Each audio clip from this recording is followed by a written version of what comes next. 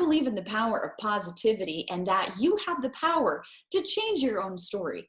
Instead of becoming a victim, you can be a survivor. Instead of feeling pity for yourself, you can be grateful for what you have.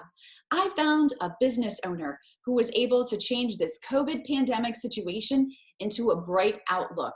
She found the light at the end of the tunnel, and she joins me here today to share her story. Angela Karkner, the general manager at Roux Restaurant in Slingerlands. Thank you so much for joining me, Angela. Thank you so much for having me. So, Angela, how do business owners find this light at the end of the tunnel? How did you do it?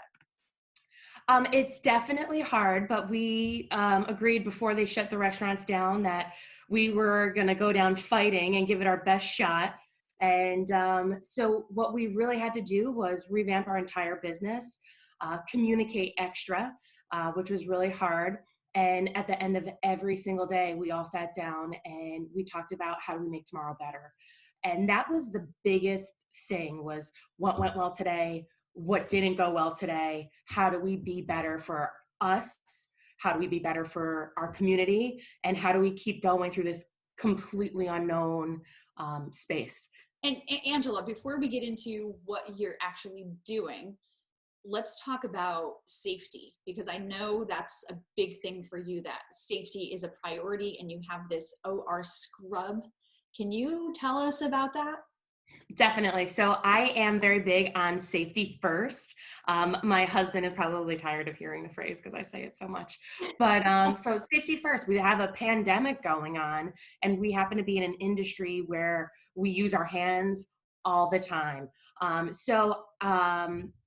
In the hospitals, they do this thing called an OR scrub, where they scrub for surgery, and we do it at Roux. Fingertips to elbows, 2-minute scrub with hot water and soap. And there are actually instructional videos on how to do it properly online.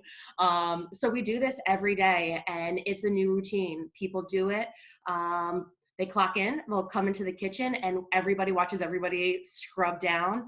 And after that, we sanitize also with hand sanitizer, and then we get to work. And it has been a great way to help us feel safe, help our customers feel safe. And it's a good start. It's only part of a puzzle, but it's a really great place for us to start every shift like that. Were you able to keep all your employees? So I have almost every one of my employees still employed right now, which gives me goosebumps to say, because it wasn't like that at first. At first, I had to lay everybody off. Not everybody, but probably 2/3 of the staff. And then after like 3 days in, I was like, oh my God, we can bring back more staff members. We need them. So the only people not in the building are my hostesses, but a lot of them are high school students, and then with the exception of one. And then the only other two, I had another gentleman who didn't want to come in. He wanted to quarantine with his family, which I 100% respect. And then I had one more gentleman, my bartender. I was not able to bring him back. But other than that, my entire kitchen staff is back. My dishwashers are back. And Yay. It is a big yay when you have to tell people that you love and you care about that, hey, I can't give you hours. I have to tell you to go file for unemployment. That was the probably hardest day that I've ever had in Roux. You care about people and you want them to be safe and have quality lives. So that was really tough. But the community that we happened to be a part of was so wonderful, and they came out and they just lifted us right up, and they helped us to get everybody back in the building. So Angela, how can small businesses be proactive and not reactive? I think the biggest thing for us was we wanted to get ahead of this. So day one, when restaurants closed and it was takeout delivery only. So day one, we had a couple people come into the restaurant, customers come into the restaurant, and I was like, this panic went through my mind, and I was like, oh my God, like I have to sanitize every place that every person touches if I want to be proactive about this. And that's very defeating. You can't possibly do something like that. So I said, okay, how do we rethink this? And for me, the first thing was, well, let's not let them in the building at all, which is the opposite of hospitality. So I'm sure many people thought I sounded crazy, but I think it's been the most effective way for us to feel safe and the customers. And I actually have a ton of people ordering from us that have immune compromised family members, because they know we're not letting anyone else into the building except for staff, and it makes them feel more comfortable. Now, Angela, talk about the process when someone orders. How does that work? Do they do it online? Do they go to the restaurant, call you? Do you accept cash? How does that work? So what we're doing is all of the orders come through our website. There's a button on there. It says order now. You click on it, and then And can you everything tell we us have. what the website is? Yeah, the website's www.rouxny.com. You'll click the red button on the page that says order now, and you can order anything. You can even order margaritas to go. It's fantastic now. But so we are allowing for for credit card payments through the website. We are not handling cash. We can't confirm that cash is safe right now. Reports saying that COVID-19 could be on multiple surfaces. So we're just eliminating the risk. That way we don't have to worry about it.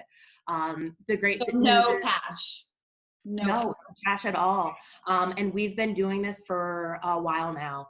And it's been going great. At first, it's like a weird transition for people because it's just something new, but it's new for us too. And so no cash at all. You can tip online though, right on your credit card. And a lot of people are doing that. The community is incredible. You guys are incredible too, because you have donated 100 dinners to St. Peter's Hospital. You were part of this other day where it was St. Peter's and Albany, 400 dinners. Can you talk about that? Yeah, so we are trying to give back. We believe that we should all be taking care of each other, and the community is taking care of us, and so we should take care of other people.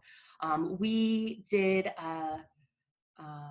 an Easter dinner promotion at Roux. So the community came out and purchased $10 chicken Parmesan dinners. Our goal was 100, and we wanted to drop 50 off at St. Peter's and 50 off at Albany Med. And that day we dropped off almost 400 dinners. So almost 200 to Albany Med and St. Peter's. It was crazy. So many of the staff at both hospitals reached out, and they were like, this made our day. I mean, it's tough working a holiday anyway. And then to be at a hospital during a pandemic, I can only imagine. So you mentioned something really cool about that story before, that the community was actually writing little notes yes. for the meals.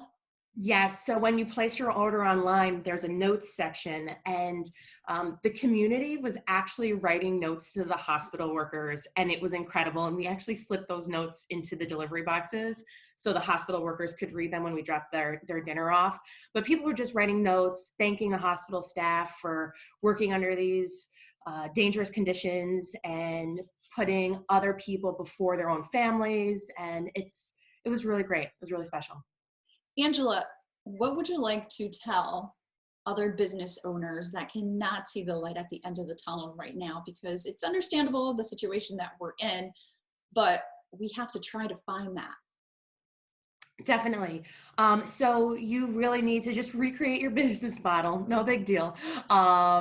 No, so this is stressful, what we're all going through. And a lot of people, their business is their life, and it's a source for income and to support their families.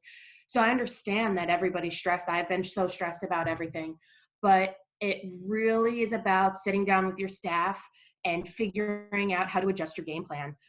It is possible. We're proof of it. We are open 6 days a week, and I'm able to bring almost my entire staff back. So it is possible. It does take a little work. I do recommend the online ordering. That's fantastic because you're a little short-staffed in your business to begin with. The online ordering allows for your limited staff members that you do have inside your business to execute tasks instead of being on the phone. So that's fantastic. But systems, find a system that works for you, find a system that works for your staff, and your customers will adapt to it. We all are able to adapt to things. Look at this crazy world we're living in now, and we're able to do it. You just have to stick to it and work through the terrible, stressful times. But there's a light at the end of the tunnel, and it does get easier. Angela, is there anything else you would like to tell people who are watching this that we haven't talked about yet? Yeah, definitely. One other thing is we are working with this awesome non-for-profit organization called Feed Albany.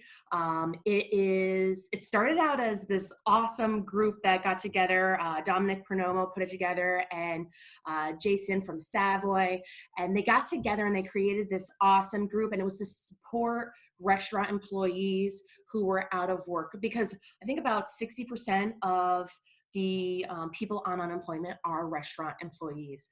So we didn't think that this was going to go on as long as it has been. And so this group got together to help feed people who might need meals. It's turned into this huge, extraordinary awesomeness. Ronald McDonald House is being supported now through Feed Albany, Albany Med, St. Peter's. The list goes on and on. You could check out their website, which I don't have offhand. So what exactly is that? Restaurant owners make meals delivered to these organizations?